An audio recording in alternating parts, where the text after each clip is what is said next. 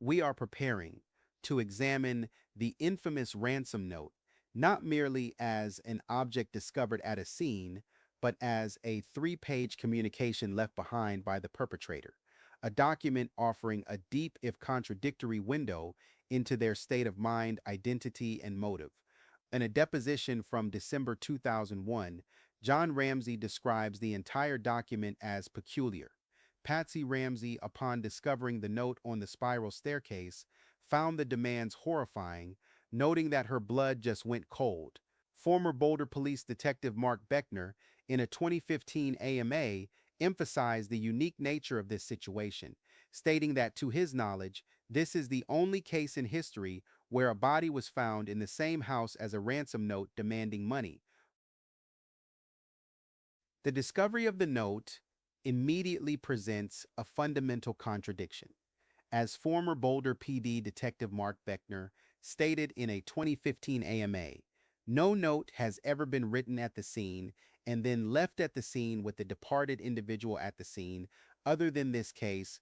In his book, The Death of Innocence, John Ramsey recounts that Patsy Ramsey discovered the three-page handwritten ransom note on a step near the bottom of the spiral staircase on the morning of December 26, 1996.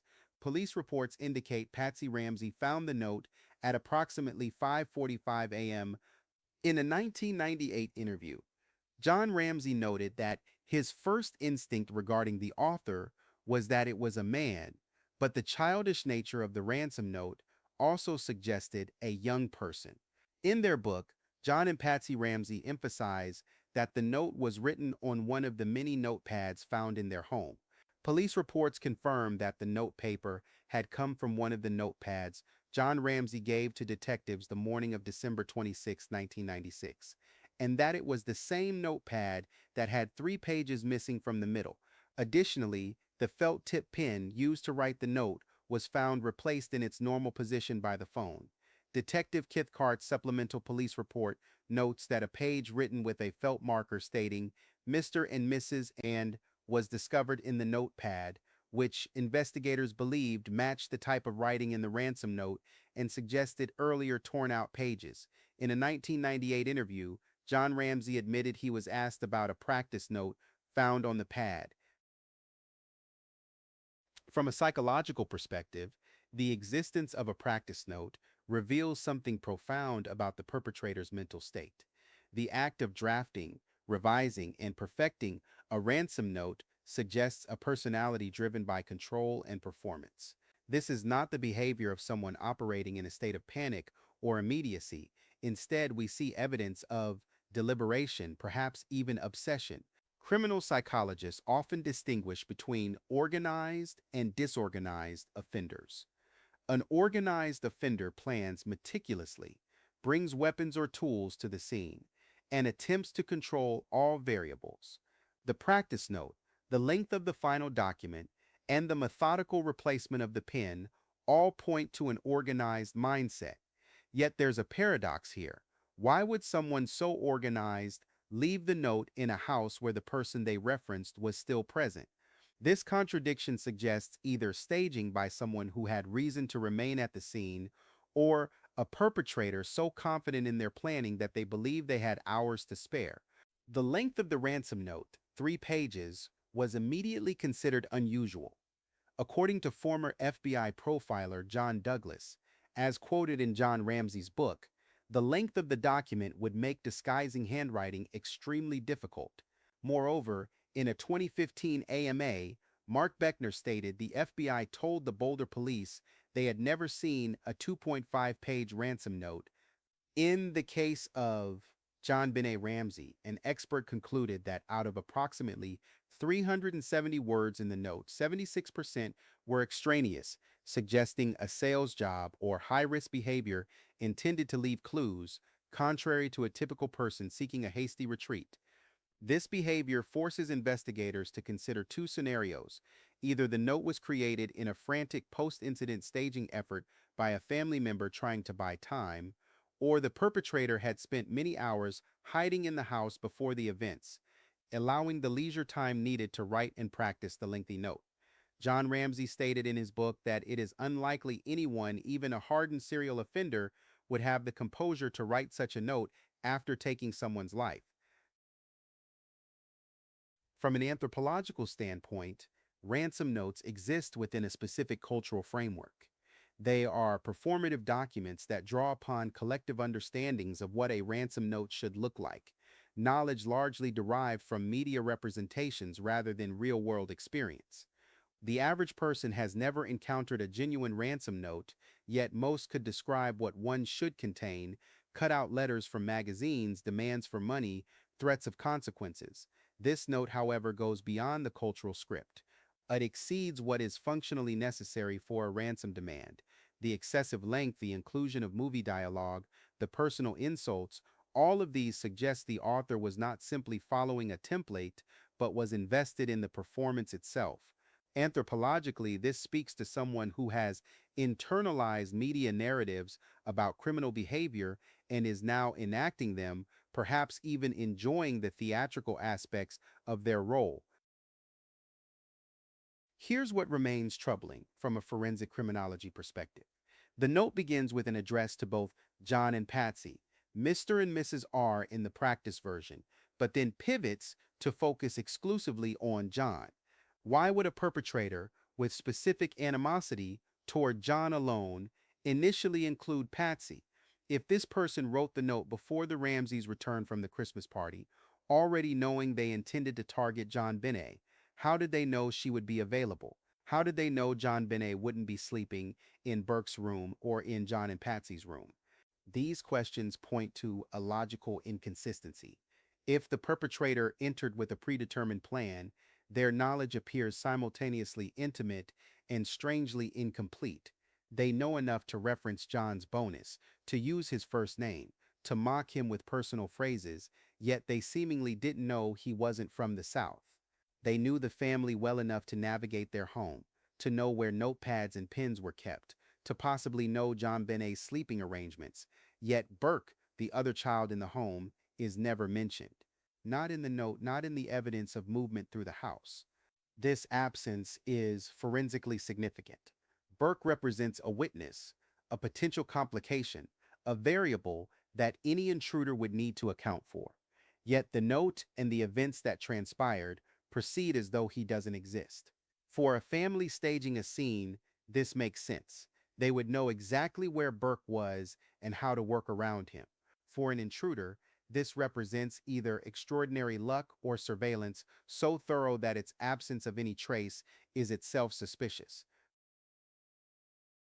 Philosophically, this case raises questions about the nature of evil and intentionality.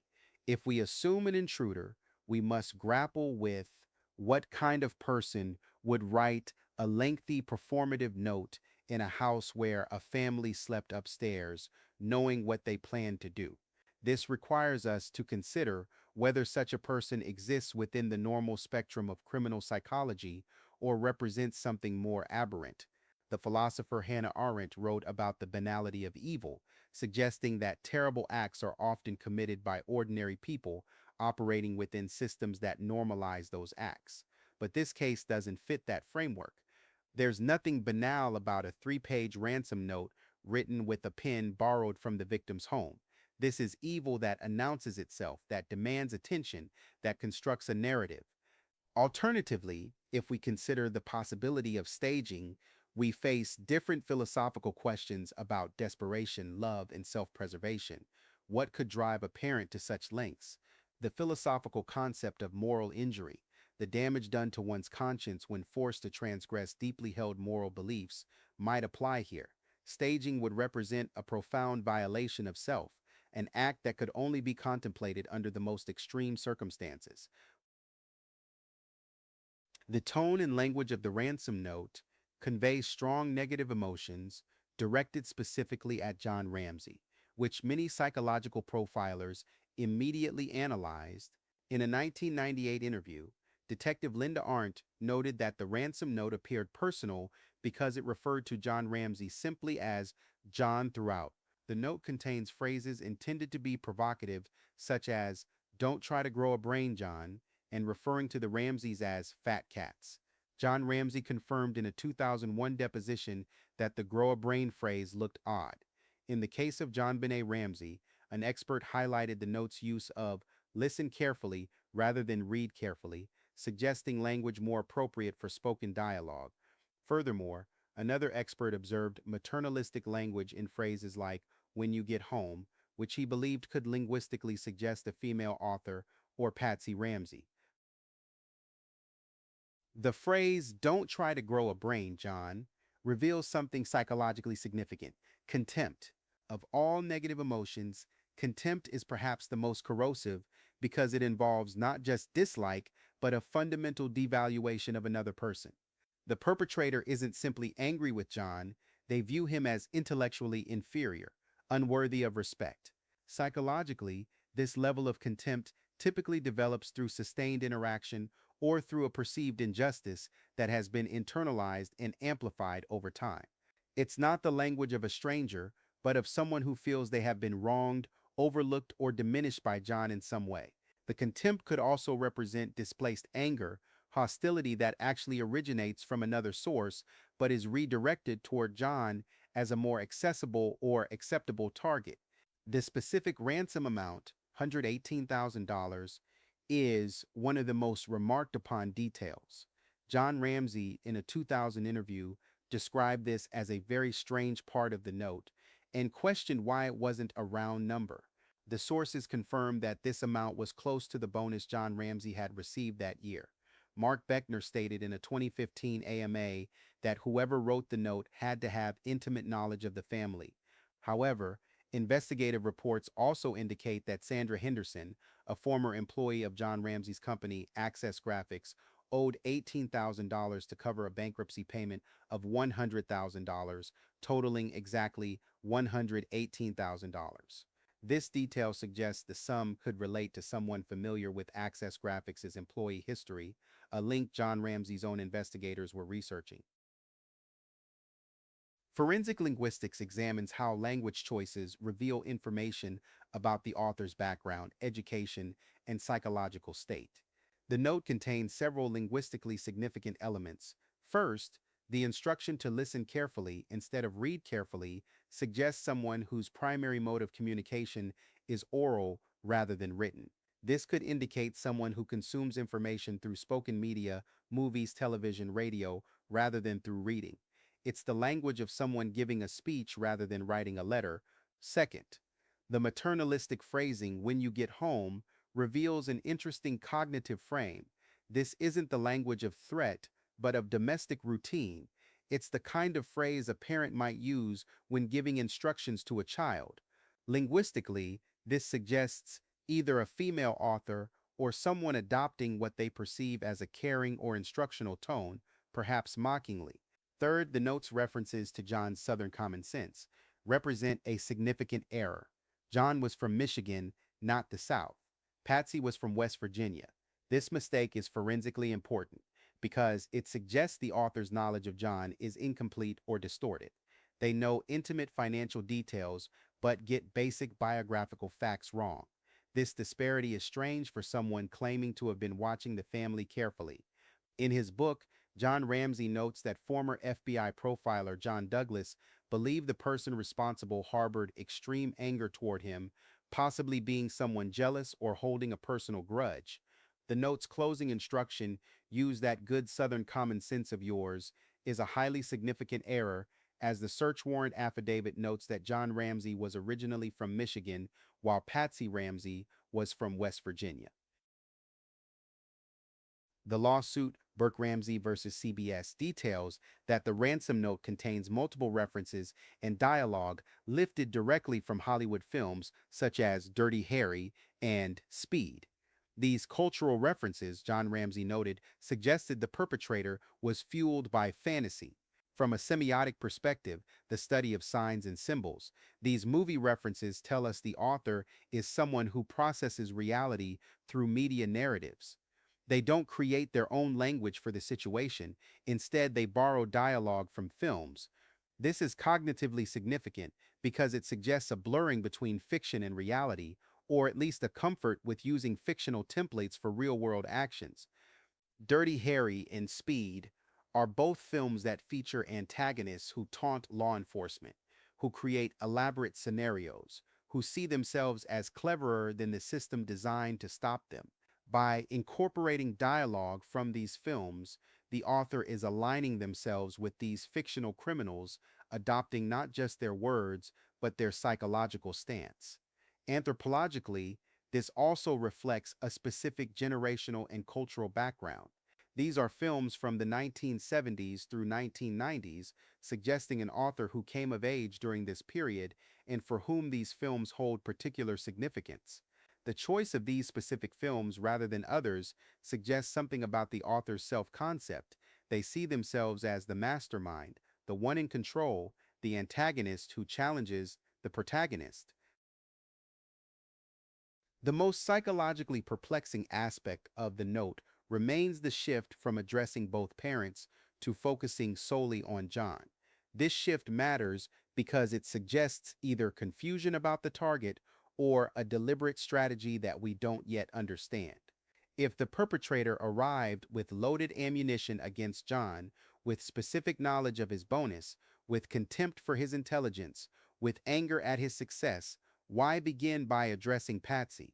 The human brain doesn't typically work this way. When we harbor intense feelings towards someone, they occupy our cognitive space. Starting a hostile communication by including someone else would be cognitively awkward. This raises a troubling possibility. Perhaps the shift reflects not confusion, but evolution. Perhaps the author began with both parents in mind for one purpose, the ransom, but then shifted focus to John alone for another purpose, the emotional infliction of pain. The note might actually serve dual purposes, the practical, establishing a ransom scenario, and the psychological, tormenting John specifically.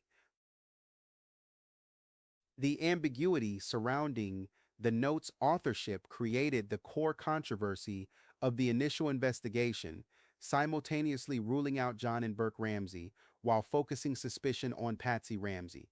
In a 2001 deposition, John Ramsey was shown a copy of the note and denied seeing any similarity whatsoever between the handwriting in the ransom note and Patsy's, saying she writes neatly while the note is irregular and sloppy.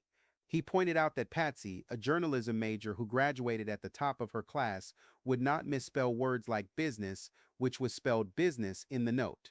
Patsy Ramsey herself told Detective Linda Arndt in December 1996 that she and John did not use the language contained in the note, specifically the words hence or attache.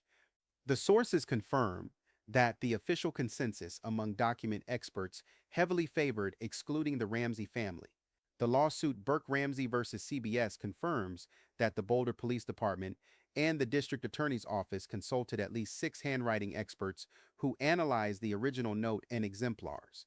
All 6 experts agreed that John Ramsey was eliminated as the author.